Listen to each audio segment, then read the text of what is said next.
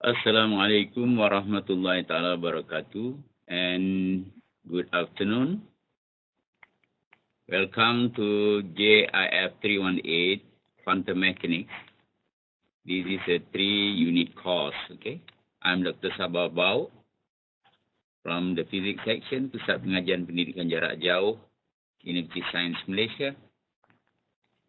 This is my email at the bottom here. Okay?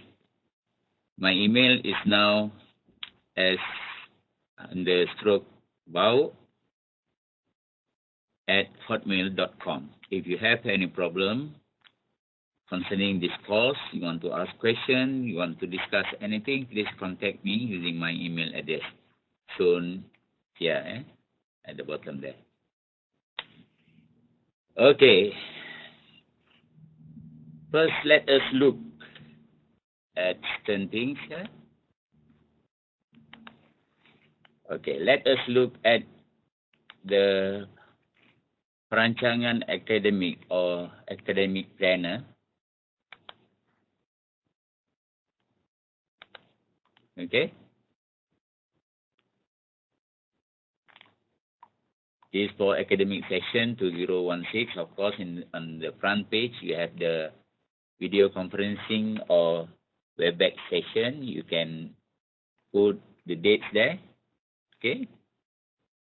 Please refer to the timetables given by Pusat Pengajian Pendidikan Jarak Jauh to you, so that you can put down the date and the time of the Webex session or video conferencing session.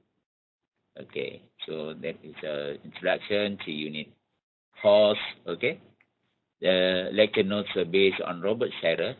You can see here, Robert Scherer, accessible introduction to quantum mechanics. However, the student are given textbook by Richard Robinet. I think what you get is Robinet's book, Quantum Mechanics. But to be frank, I would prefer Robert Scherer's book because it is basically a good, accessible introduction to quantum mechanics. Because we are not familiar with quantum mechanics, well, Robinet book basically is for quite advanced students, and in terms of arrangement, the Scherer's book basically will up. I don't know why you are given Robinet's book. Maybe some problem with the supply of Scherer's book. But if you can get hold of Scherer's book from your seniors, maybe you better get hold of it. Okay. You can see that I have put in the e-portal video conference session recordings. Okay. We call it e-kuliah. All those material were based on Robert Scherer's book. Okay, textbooks. So basically, in the academic planner, you are given the synopsis and so on and so forth. Then, of course, the topics to be covered in the video conferencing sessions. Okay. For example, like the first session now, we'll review of modern physics, proposition of classical physics, black body radiation, classical theory. Basically, these are reviews of what you have learned in the course of modern physics in the lower level, because that course modern physics gives an introduction to you the concept of quantum physics. Okay. And in the square brackets, I tried to match this with Robinet book, chapter 1, other modern physics too. But I could not find exactly the correspondence or relationship between these topics and Robinet's book. However, you need to try to, this basic modern physics, you can, or you should refer to other modern physics books. Okay. In the second session, we'll talk about mathematical formalisms, because quantum mechanics heavily dependent on mathematics. So you need to brush your knowledge of mathematics, especially mathematics which you had covered in the secondary school, such as not only general mathematics, but additional mathematics, okay, where you have all those integration, differentiation, and so on and so forth, okay. So in the second session, you have all the basic mathematics, not basic mathematics, that means simple mathematics, but the basic mathematics needed for quantum mechanics, such as complex number, polar coordinate in 2-dimension, complex numbers, and so on and so forth. Okay, operators, bracket, and so on and so forth. And I try to look in the Robinet, maybe some of the material there can be found in appendices B, C, D, and maybe you need to look through Robinet carefully in order to find all those topics. And you can see that it's not at one place. Okay. Anyway, this academic session, we have changed a little bit. If you have taken quantum mechanics last year on last academic session, you can see that some of the mathematics are put or were put in session 5. But I found that before session 5, you have come across certain terms or certain topics which need mathematics, such as in session 3, session 4. So now all those mathematical formalism are confined, or what should I say, lumped together in session 2. That means in session 2, all about mathematical formalisms. Okay, this is very important because without the mathematics, so it is difficult to interpret Schrodinger's equation, to describe or to derive wave function, for example, for certain situation in session 3 and session 4. Okay. So, and you can see that in previously in last year, session 5, solution of one-dimensional time-independent Schrodinger equation for bound system are lumped together or were lumped together in session 4, but the topics, even though it seemed to be not much, but actually the understanding needs to be more in terms of interpreting the unbound system and bound system. So now I spread the unbound system and bound system into 2 separate sessions. Okay, can you see here unbound system and bound system, unbound system in session 4 and bound system in session 5. While the mathematical formalism previously in session 5 are all moved to session 2. That's the difference between the previous academic year with this academic year. Okay. In session 3, we will be introduced to the Schrodinger equation. Okay. And the related Robinet sections. Then in session 4, we'll discuss unbound system for one-dimensional time-independent Schrodinger equation, or TISE. Okay. Session 5, bound system. Okay. Then session 6 will be on 3-dimensional time-independent Schrodinger equation, because finally, when you want to describe atoms and molecules, most of real-life atoms and molecules are in 3D, so we need to go into spherical coordinates and so on and so forth. So we'll go to hydrogen atom finally, hydrogen wave function, and so on and so forth. Okay. E-Kuliah recorded PowerPoint presentation available inside the e-portal of PPJJ. Please have a look at it and run it and look and learn. Okay. In our in this course e-portal, you can see that I try to put all the recorded PowerPoint or e-Kuliah, and according to the previous sequence. That means according to Robert Sherrer's book. So you need to the chapter number and the unit number are all based on previous academic year. So you need to for example, if you want to look at kuliah on mathematical formalism, for example, for bra and cat, previously it was in chapter 5, so or session 5. So you need to look through the titles of the kuliah. Now everything I have rearranged except the kuliah session and the unit are still the old session and unit. Okay. I put here all mathematical formalism have been moved to session 2, and the sequence of some kuliah recording has to be rearranged. Okay. And also in the e-portal, I try to put in previous question, examination question, not only from Jarak Jauh, but also from the School of Physics, because our course is or should be at par with full-time student course. Okay, so try to go through the question, try to solve it, do exercise.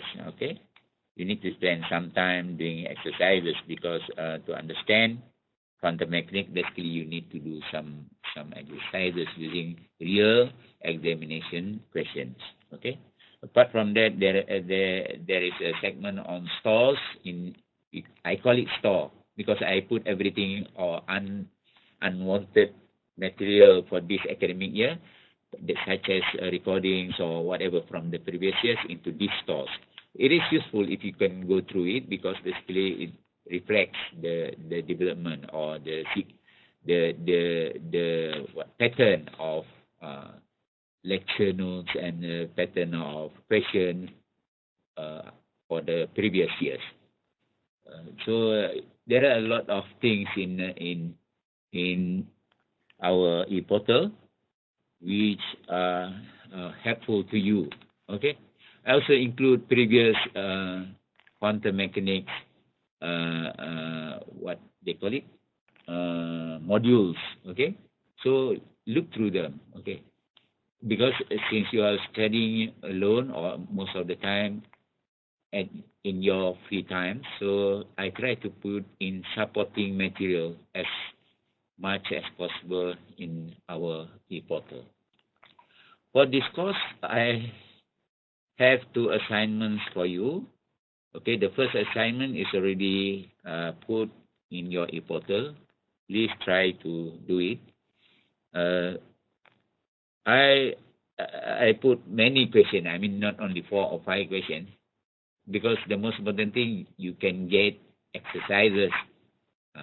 By doing the exercises, it helps you understand the topics more. The closing date or due date for the first assignment is on the 31st December of 2016, while the second assignment will be on the 8th April, and the second assignment I will put in the e-portal later. Okay. For this course, there are 2 types of actually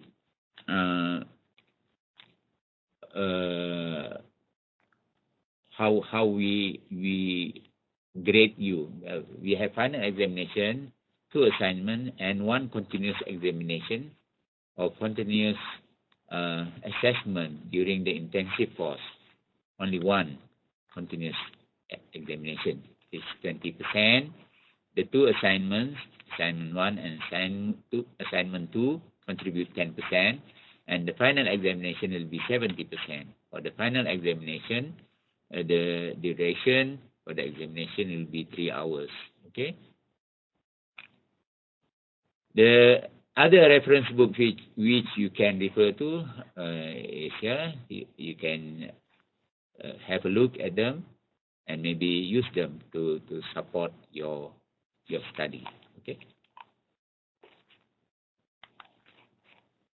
Let us have a look. there is one document which is important in the e-portal, which I have put in. Okay, it is called Useful Mathematics in bracket in quantum mechanics. Okay, basically it is some sort of like a refresher course for you. Maybe you have taken additional mathematics previously or mathematics, but sometimes we have forgotten it. Don't throw away your secondary school textbooks. It might be still helpful to you. So, for example, like exponential series. Sometimes we need to use exponential series in approximation situation. So, I put it here, exponential series. And for exponential containing complex numbers, we have I. What do you mean? Okay. Trigonometric series for sine and so on and so forth, binomial expansion and differentiation. Please go through. Most of the time, you will come across exponential, integration of exponential in quantum mechanics, and also integration of sine and cosine. Okay? Shown here. This is very important. And for your information, the mathematical formalism sheet will be given to you during the exam. But you need to practice it. Integration by parts is also common in quantum mechanics. If you have two variable or integrants, u and v, then how you integrate the two integrants, okay? And this one, integration common in quantum mechanics, which involve x to the power of n and an exponential with x squared, is commonly found in quantum mechanics. So there is a table here to show what the values of the integration. Okay, I don't expect you to derive it. Of course, in mathematics you can prove this. For example, like the integration of xn where n equal to 0, it is equal to 1/2 multiplied by pi over a. Okay, but in quantum mechanics, we use mathematics as our tool. So I don't expect you to do the mathematical formalism step by step and so on and so forth, because we are not in mathematics course. So you are given this, but the tool can only be useful to you if you know how to use it. So please practice doing it. Okay. So fx, a function containing this, the answer is here depending on n. That means the power for x. Okay. So a is a constant, so basically you can straight away give the value of the function. Okay. But remember, there is for the integration from 0 to infinity. If the integration is from negative infinity to infinity, then you have to use the bottom one here, of course. For example, if n is even, basically it is twice or 2 multiplied by the result of the integration of the function here. Okay. If n is odd means 1, 3, 5, 7. So basically, if the integration is from negative infinity to infinity, then straight away you know it to be 0. So it helps us very much in doing the calculation in quantum mechanics by using this mathematical formalism. Okay, and of course you have other identities, and so on and so forth. The double angle formulas is important too, because sometimes in the integration you have this double angle, such as sine 2u, sine 2 theta, and so on and so forth, which you cannot integrate directly. You need to convert it to either sine squared or cosine squared. Okay. If you look back at the top here, the sine and cosine, okay, or the other way around. If you have sine squared or cosine squared, then you have to convert it to the double angle equation. If you try to do partial equation, basically you will become, for example, like here, sine squared equal to 1 over cos 2. Sine squared, basically, you cannot integrate directly, so you have to convert it to double angle formulas. Okay, so please refer to the useful mathematics sheet. Maybe you need to print it out and put in your bag and bring it along everywhere or every time you are doing some problem in quantum mechanics. Okay. Now let us go to the first session here. I won't go through this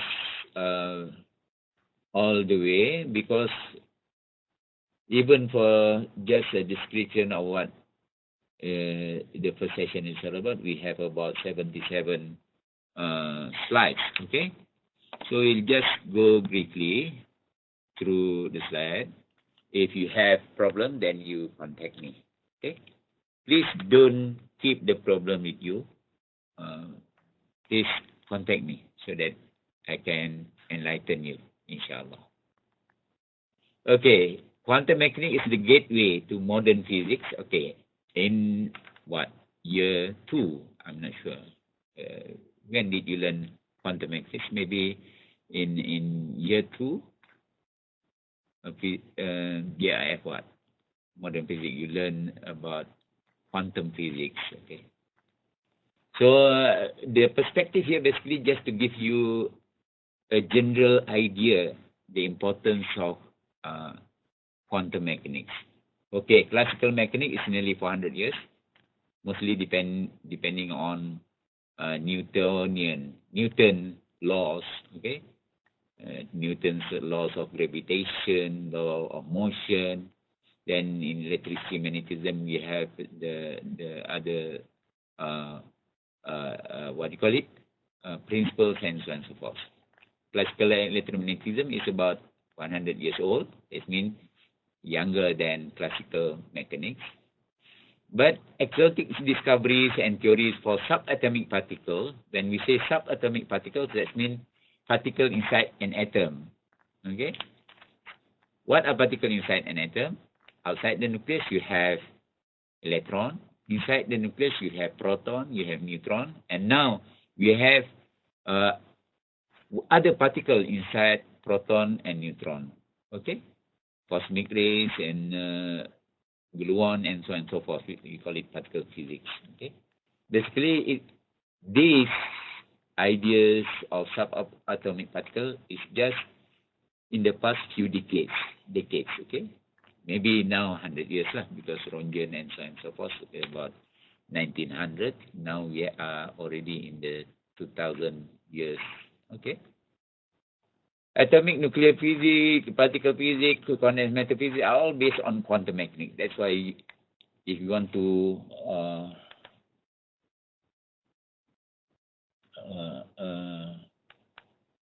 okay.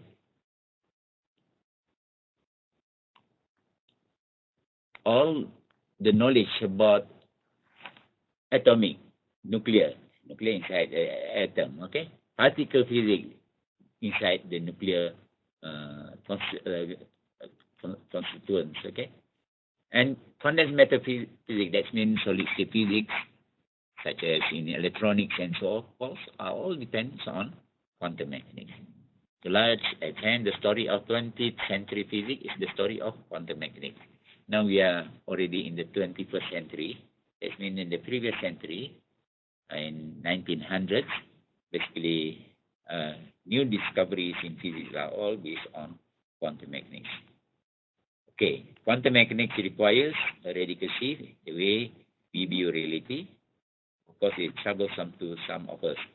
If you remember that during when you took modern physics, basically it's just an introduction. It's already sometimes quite confusing, okay? Because some of the results of quantum mechanics counter to our own physical intuition. For example, in classical physics, we can determine the position of an object precisely. We say it precisely. In fact, some will say that physics or science is a precise subject. Physics is precise, and so on and so forth. We are proud of calling us as a good scientist because we know that everything precisely and accurately. But after some time, when we learn about what you call it, probability, we learn that means it's not precise actually. Okay, when we are going to study quantum mechanics, we will discover that according to Heisenberg uncertainty principle, we cannot determine precisely the position and the momentum of a particle. Okay, we cannot determine it precisely. So in quantum mechanics, most of the time we will use probability density. Okay, probability. Probably the particle is in this region. Okay. So quantum mechanics uses several areas of mathematics. That's why I said that mathematics is very important in quantum mechanics, because the formulation of Schrödinger equation mostly are based on mathematics. Okay. So for example, complex numbers, linear algebra, calculus are all very important in quantum mechanics. I am told that some of you have no background in double math at STP level, or some of you might not have taken additional mathematics, but please refresh or retrain yourself by doing or looking, referring to additional mathematics books, and I'm here, inshallah, willing to help you in understanding the mathematics. So it is fun and bizarre, as much as revolutionized physics, so quantum mechanics, we fundamentally change our views of physics reality. So the division, more or less, okay, it's not clear cut, but it is more or less in classical physics. It's called classical mechanics, where you study laws of motion, gravitation, and so on and so forth. That is magnetism. Okay. There are the electrostatic force, magnetic force, and so on. Thermodynamics. Okay. In modern physics, grew out of quantum mechanics. Modern physics is actually introduction or a stepping stone to quantum mechanics. Then we have atomic physics, nuclear physics, particle physics, quantum matter physics. You can see that in order to understand these topics, you need to have a good understanding of quantum mechanics. So schematically, it looks like this: classical physics. You have learned classical mechanics, electromagnetism, thermodynamics, and even optics. In fact, you use Huygens wave and Young double slits and interference, diffraction, and so on and so forth. Then you learn modern physics. So it is called quantum physics. At that stage, you have come across that certain physical phenomena cannot be explained by using a wave of Huygens wave and so on and so forth. But you need to assume that, or we have to let the light, for example, to be like a particle. So at that time, now quantum mechanics basically the topics or the subjects which are under quantum mechanics are atomic physics, nuclear physics, particle physics, quantum matter physics. So basically, it is quite important, or should be important. If you want to study atomic physics and nuclear physics at the higher level, you need to have a good background of quantum mechanics. Proposition of classical physics. This is just proposition. That means the basic foundations of classical physics, and later the next slide will show you the basic foundation for quantum mechanics, the differences between the two. The first one is physical universe is deterministic. That means you can pinpoint accurately, you can determine exactly. For example, the position of particle can be determined exactly. This is in classical physics or Newtonian physics. And in classical physics, light consists of waves. Okay, that's why we can explain interference, diffraction, okay, and so on and so forth. And matter, that means particle is composed of particles. What's the difference between light and matter? Light has no mass, okay, while matter, which consists of particles, have mass. Even a small particle, such as an electron, it has mass, okay. The third one, physical quantities such as energy and angular momentum can be treated as continuous variable, continuous. That means the energy can increase gradually, or momentum can increase or decrease gradually. Just like when we are driving a car, for example, we can increase the speed of the car gradually or continuously, or we can slow down the car continuously until we stop. That's in classical physics. The fourth one, there exists an objective physical reality independent of any observer. That means there exists a physical reality. The observer does not have any influence. For example, if we are looking at a ball being kicked by a player, a football player, okay, then basically whether the observer, that means us, looking at the ball or not, the ball is still there. If it is being kicked, it move or being stopped, and so on and so forth. That means the observer does not have any influence on the physical reality. Or let us look at another example. For example, we are sitting in our room now. I'm giving you some sort of like video conference here. I'm not looking at a leaf falling in the forest somewhere. Whether I look at it or not, we will say that the leaf will keep falling. Okay? That means we have no influence on whatever happened in anywhere in physical world. Okay? We have no influence by just observing the event. For example, we stand on the roadside and we look at the car moving. Whether we look at the car or not, the car is still moving. That means we are not influenced. We do not have any influence on the car. Okay. But those perceptions may not be accurate, might not happen in quantum mechanics. Quantum mechanics says they are not completely accurate. Remember that, not completely accurate. It does not say that classical physics is wrong. Okay? Quantum mechanics only say that they are not completely accurate. The physical universe, the first one, is not deterministic. That means we cannot give exact values for position, for example, for momentum of an object. Okay? Never predicts the exact result with certainty. Exact result with certainty.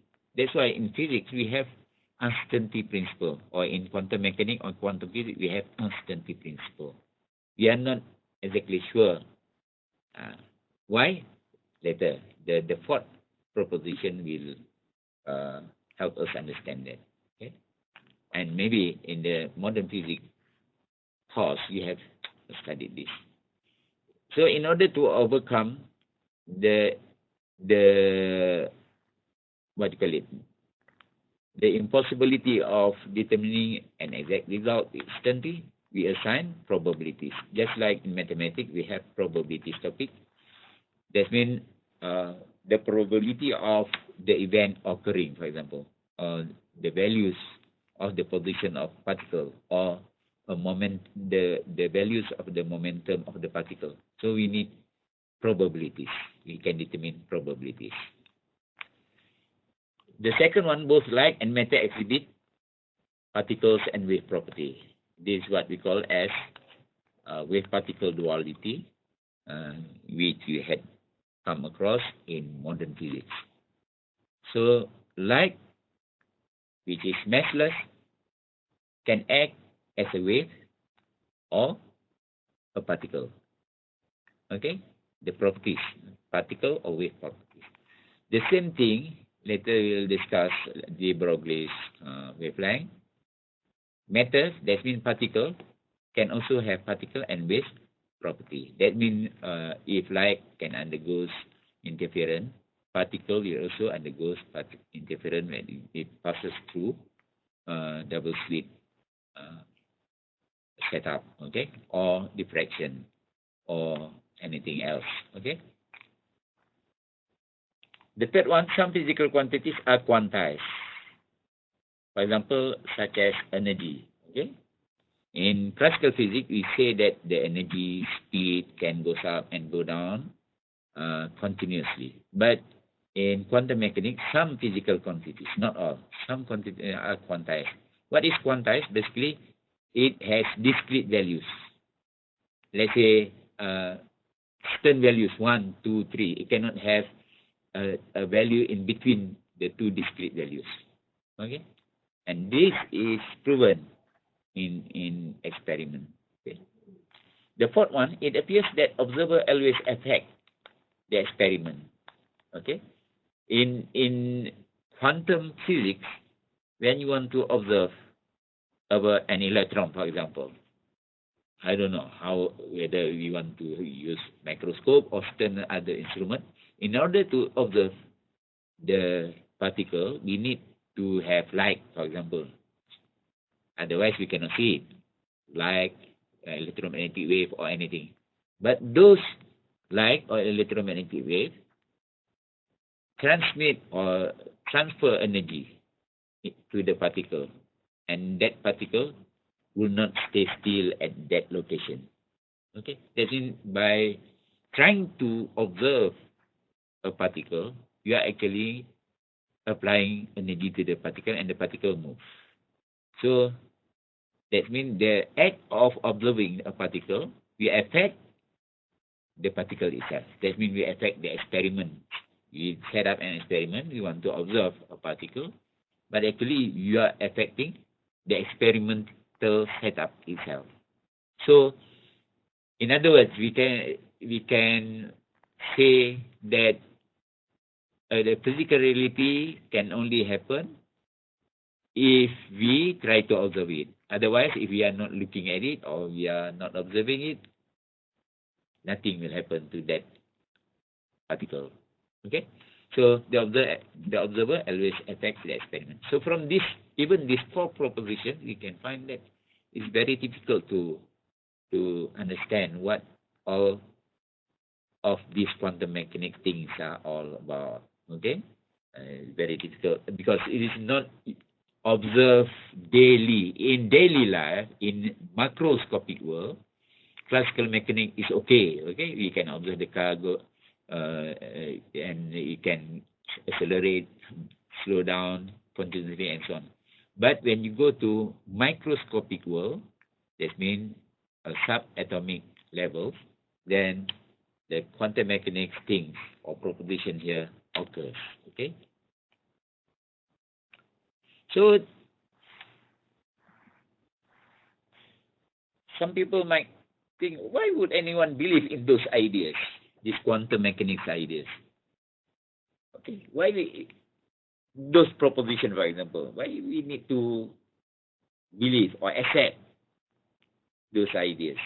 Because it works. Because in an experiment, it really works, especially in subatomic particle experiment. So here, the second statement here, quantum mechanics allows us to explain physical phenomena primarily at very small length scale. When you say very small length scale, so roughly it is in the subatomic scale levels. That means inside an atom, particle, electron, proton, neutron, and so on and so forth. Because at those very small length scales, classical physics simply offer no explanation. We cannot explain that. Later we'll discuss blackbody radiation, photoelectric effect, and so on and so forth.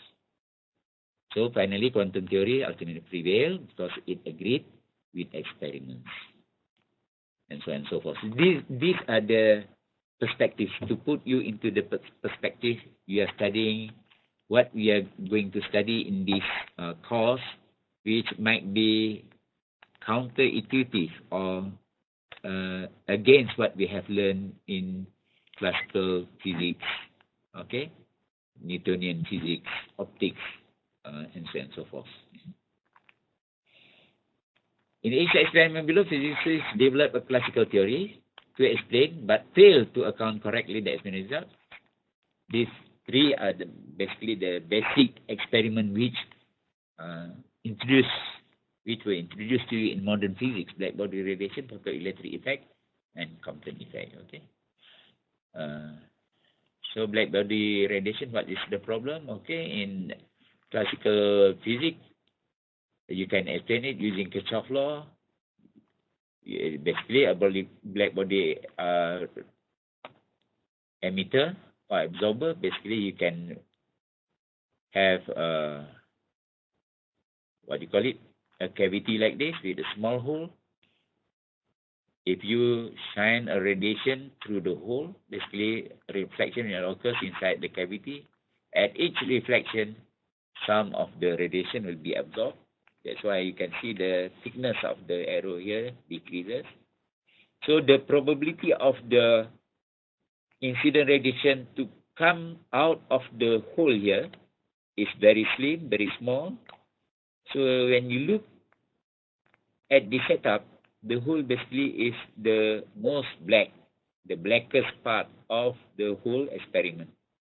So basically what we can say, the radiation is absorbed by the cavity. So basically a black body radiation can not necessarily be black, okay? Of course a black body is black, but even if it is not black, but it can absorb incident radiation, it is a black body. And not only that, a black body absorber, because it absorbs radiation, we call it black body absorber, is also a good radiation emitter. For example, if we hit the cavity, okay, we have radiation coming out from the internal surface of the cavity. Then if you look through the hole here, basically the whole of the cavity is the brightest spot on the setup. Okay, even if you have an old type of kitchen or in the kitchen, if you use charcoal or wood, the blackest or the arang is the blackest. When you light it up, it is the brightest compared to the ash or abu. Okay, so good black body radiator is also a good black body absorber. The power of black body radiation is given by Stefan P sigma A P. Actually, we have emissivity E here. If it is a good black body, basically the emissivity is 1.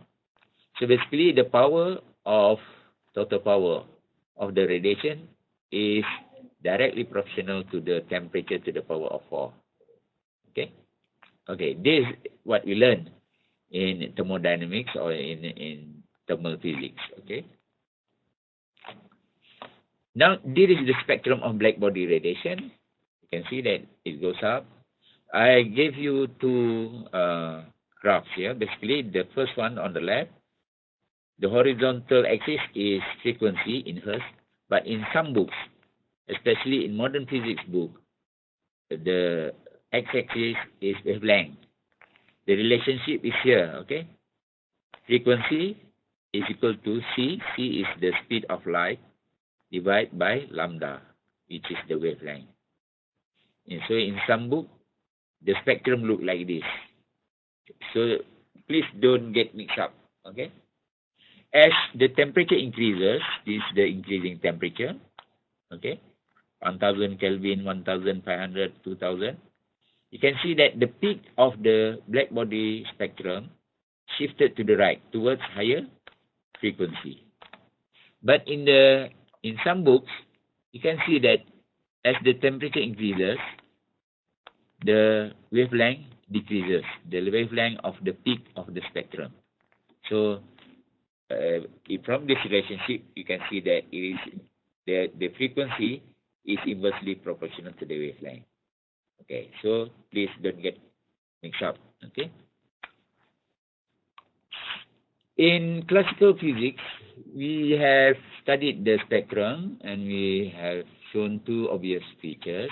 The first one is the amplitude of the spectrum increases with temperature. Okay, when the temperature increases, the height of the peak increases. That's the amplitude according to this, and it is directly proportional to temperature to the power of 4. This is basically the Stefan's relationship. And for the graph, actually, it is the area and the curve. The area and the curve is the intensity, should I say, amplitude of the spectrum and intensity. That's the first one. The second one, the curve shifts to higher frequencies when the temperature increases. That means the frequency of the peak at the peak there is directly proportional to T. And here, okay, goes to the right. Okay. And this is what we call as Wien's displacement law. Okay. Remember that the frequency is inversely proportional to lambda. So in Wien's displacement law, it is inversely proportional to T. If it is frequency, it is directly proportional. Why we still use this? Because during Wien's time, he has this relationship between wavelength and temperature. So these two features. Okay. Okay, that's okay. However, the classical physics failed to produce the observed spectrum.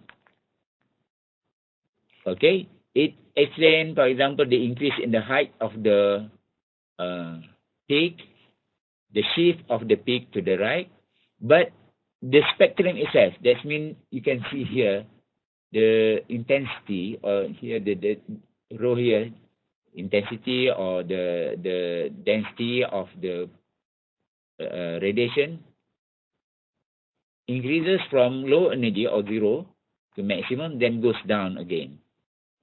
This is the spectrum. That means the shape of the spectrum. Classical physics cannot explain this this observed spectrum. Okay. If we use classical physics, basically the average energy of oscillators is equal to kT. That means directly proportional to T. This is according to Stefan Boltzmann law. Okay.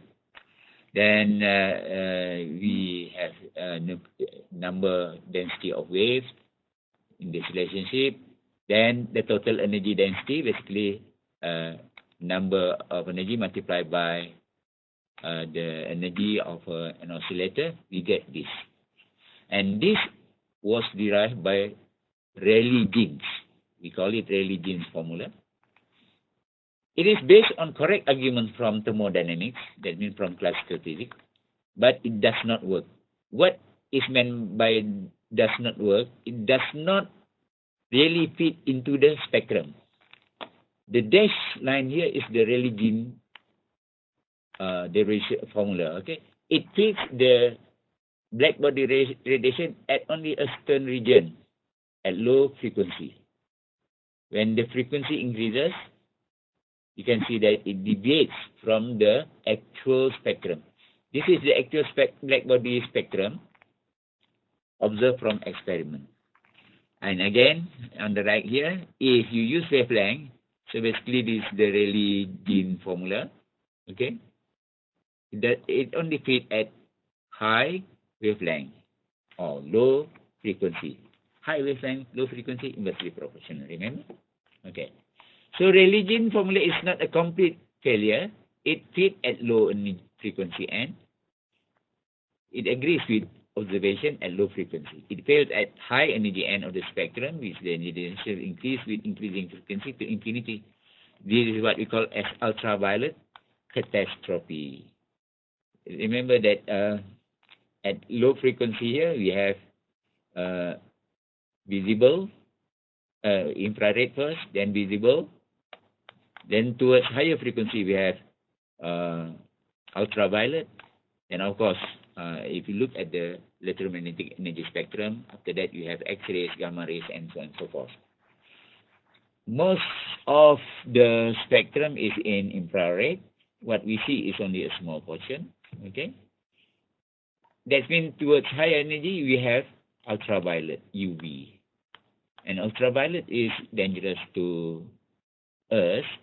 So if black body radiation, such as the charcoal in the kitchen, emits ultraviolet radiation, that means it's very dangerous to housewives or people who are cooking, okay?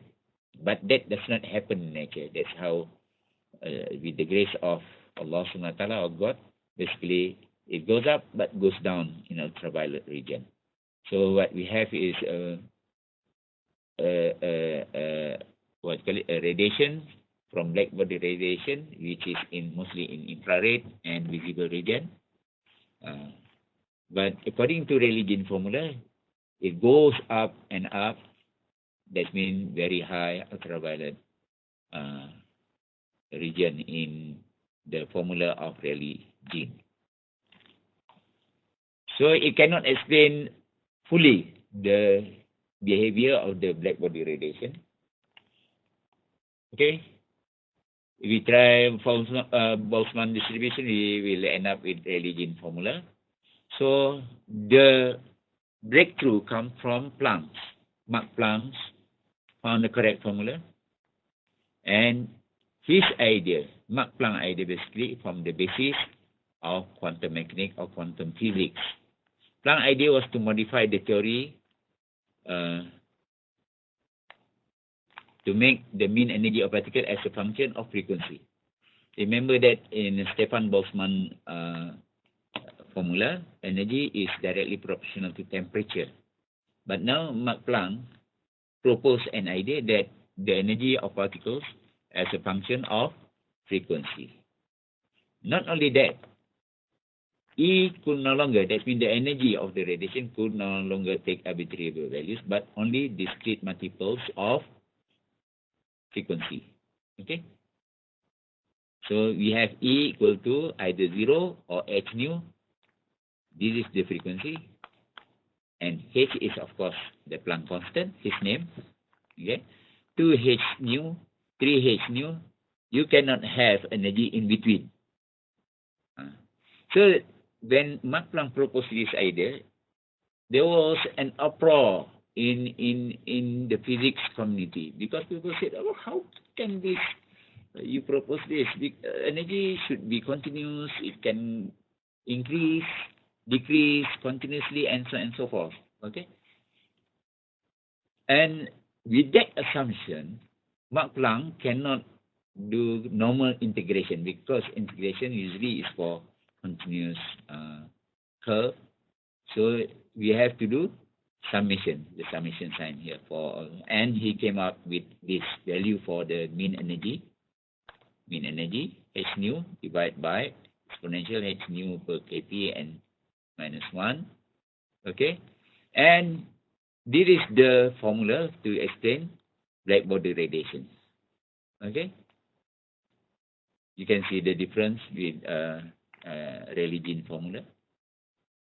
And Max Planck function fits perfectly to the observed data. You can see here that Max Planck function fit exactly the dot here, basically the experimental data.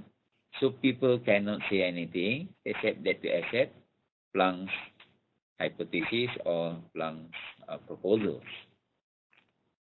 However, you can also basically the Max Planck formula, you can derive religion formula at low frequencies. Basically, this topic now try to relate Max Planck's function with religion formula. You can derive it because Max Planck fits all the function while religion at low frequency. So at low frequency, you can get back religion formula. Stefan Boltzmann relationship can also be derived from Max Planck's equation. Yeah. And the rest are basically with all this, people cannot say anything anymore except that to accept Max Planck proposal. That's the beginning of the quantum physics. Okay, I can't finish all the explanation here. You read through most of it. You have come across in modern physics. If you have any problem to understand anything, please contact me. Thank you very much for your attention.